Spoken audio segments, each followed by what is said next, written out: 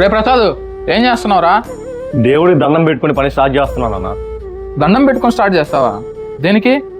అదే అన్న, మనం చేసే పనికి ఎటువంటి అడ్డంకులు రాకుండా మంచిగా జరగాలని. పనులు మంచిగా జరగాలంటే మనం కష్టపడాలిరా, అంతేగాని జీవం లేని విగ్రహాలకి పూజలు దండాలు పెడితే పనులు జరగవు. నిజమే అన్న, కష్టపడాలి.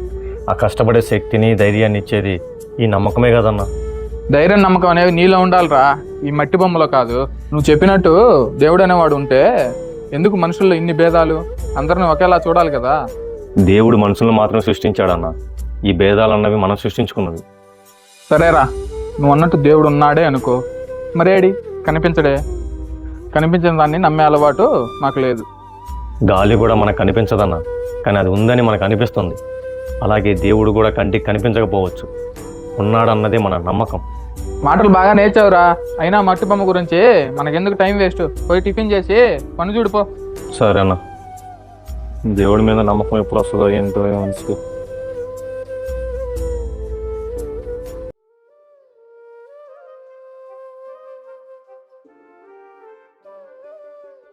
అన్నా, ఎవరు బాబు, ఏం కావాలి?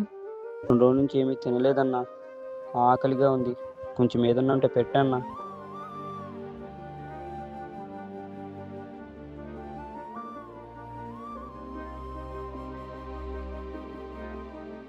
ఏ ఊర్రా మీది?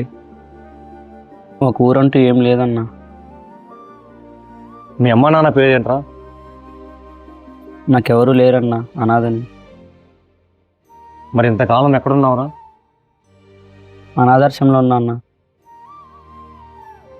మరి అక్కడి నుంచి ఎందుకు వచ్చావు? అక్కడ నాకంటే చిన్నపిల్లలు ముసలోళ్ళు ఆకలితో ఇబ్బంది పడుతున్నారన్న. నేను బయటకు వస్తే నా వంతు ఒకరైనా కడుపు నిండా తింటారు కదన్నా. ఇక్కడ ఏదో ఒక పని చేసుకుని ఎలా కూడా బతికేస్తానన్నా. ఏ పనైనా చేస్తావా? చేస్తానన్నా. సరే పద.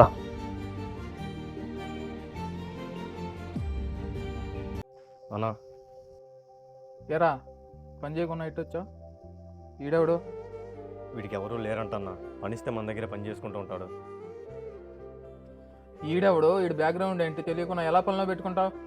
వీడు ఒక అనాథ అన్న, వీడి వల్ల ఏం ప్రాబ్లం ఉంటుంది? అనాథైతే ఏంట్రా? రేపు ఇక్కడ ఏదన్నా పోతే ఎవరు బాధ్యత? నువ్వు గ్యారెంటీ ఇస్తావా? వీడి వల్ల ఏదైనా సమస్య వస్తే దానికి నేనే బాధ్యత ఉంటాను. నీకు జీతం ఏమిడా ఎక్కువ? మళ్ళీ ఈడికి కూడానా? పని లేదు, ఏం లేదు, బయట ఎక్కడైనా పోయి చూసుకోపో.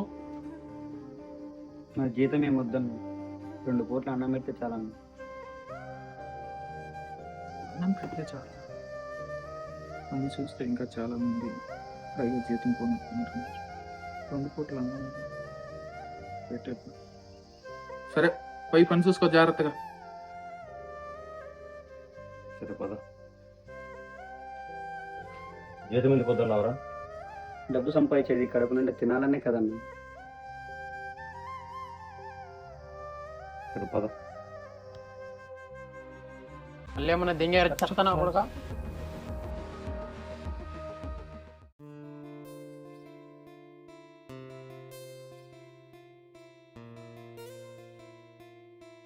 చెప్పండి సార్. అన్న, ఇక్కడ ఉన్న వాటిల్లో బెస్ట్ బొమ్మ చూపించన్నా.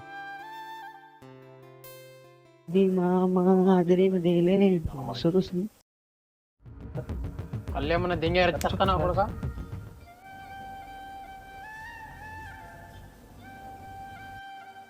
సారీ సార్, పొరపాటున కలిగింది. సారీ అంటారా? సారీ చెప్తే సరిపోద్దా? ఈ చెప్పులు కాస్ట్ ఎంత తెలుసా? మీలాంటి వాళ్ళు ఒక నెలంతా పని చేసి నీ చెప్పులు కొనలేరురా. పొరపాటున జరిగింది సార్, దాన్ని మేము క్లీన్ చేసేస్తాం, దయచేసి కోపడొద్దు. నువ్వు మధ్యలో మాట్లాడు మాకు. ఇలాంటి వాళ్ళని పనిలో పెట్టుకుంటే ఎట్లే జరుగుద్ది. మీ ఓనర్ ఎక్కడా? మీ ఓనర్తో మాట్లాడతా. వీడు ఈ మధ్య కొత్తగా పనిలో జాయిన్ అయ్యాడు సార్. ఈ విషయం ఓనర్ తెలిస్తే ఇన్ని పనిలోంచి తీసేస్తాడు సార్. తీసేస్తే నాకేంటి? అయినా ఇలాంటి చేతగానే వాళ్ళకి పని చేయడమే తప్పు.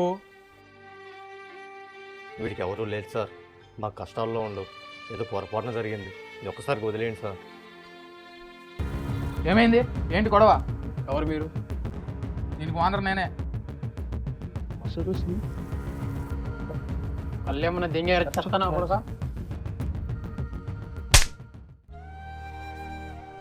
పాపం నేను పనిలో పెట్టుకుంటే ఇదే నువ్వు చేసే పని?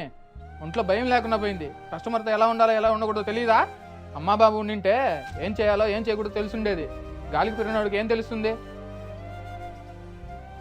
పై పని చూసుకోపండి.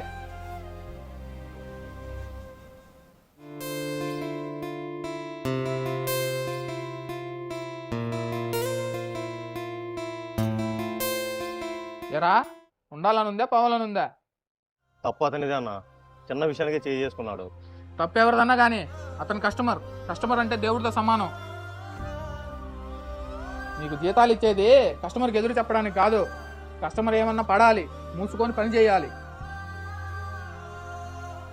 10 లక్షలు అప్పు తెచ్చి బిజినెస్ పెట్టా, మీ వల్ల లాస్ట్ తప్పితే ₹1 లాభం లేదు. కస్టమర్ ఎలా రిసీవ్ చేసుకోవాలో తెలీదు, తప్పు ఒప్పుల గురించి వీళ్ళు నాకు చెప్తున్నారు.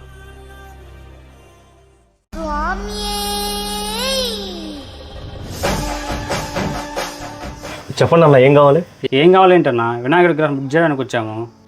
ఏంటి, విగ్రహం బుక్ చేయడానికి వచ్చారా? అంత శాఖారేంటి బ్రదరు? మీరు ముస్లిమ్స్ కదా, వినాయక చవితి జరుపుకుంటారా?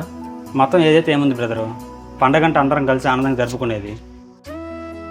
వినాయక చవితి మా వీధిలో అందరం కలిసి జరుపుకుంటాం. అంటే మీరు కూడా చందాలు ఇచ్చి పూజల్లో పాల్గొంటారా అన్న? పాల్గొనడం ఏంటి స్వామి? గత 10 ఏళ్ల నుంచి గణేష్ మండపం ప్రెసిడెంట్ మా నాయబ్బాయే. చందాల దగ్గర నుంచి విగ్రహం స్పాన్సర్ వరకు మొత్తం తినే ముందుండి చూసుకుంటారు స్వామి. చూడు బ్రదర్, ఈ మతం అనేది మనిషి మధ్య మనం కట్టుకునే గోడ.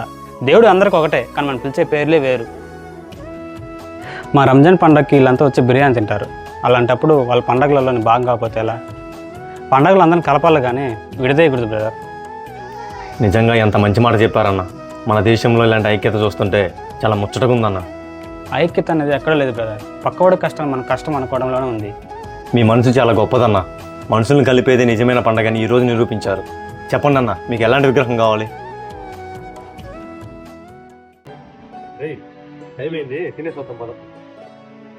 అన్న, సెంటర్కి వెళ్ళి తినేసి వస్తాం అన్న. ఆ లైన్లో బొమ్మలన్నీ పెయింట్ కంప్లీట్ అయ్యాయా? ఇంకా లేదన్న, తినేసి వచ్చి కంప్లీట్ చేస్తాం. ముందు కంప్లీట్ చేసిన తర్వాత వెళ్ళండి. టైం 2 అయిందన్న, తినేసి వస్తాం. 4 అయినా పర్లే, పని అంతా పెండింగ్లో ఉంది. ముందు వెళ్ళి పని చూడిపో. తినడానికి తాగడానికి టైం సరిపోతుంది. ఈ పని చేసేటప్పుడు వీళ్ళకి జీతాలు ఇచ్చి నేను రోడ్డు మీద పడేటట్టుండా.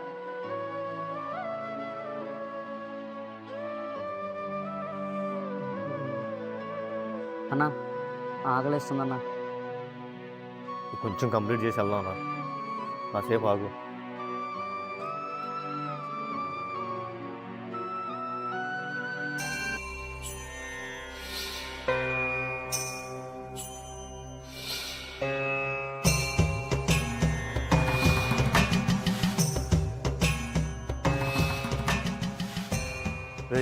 వెళ్దాం బా, తినేసి వద్దాం. పని అంతా కంప్లీట్ అయిపోయింది. నేను తిన్నానన్నా, నువ్వు వెళ్ళి తినేసిరా.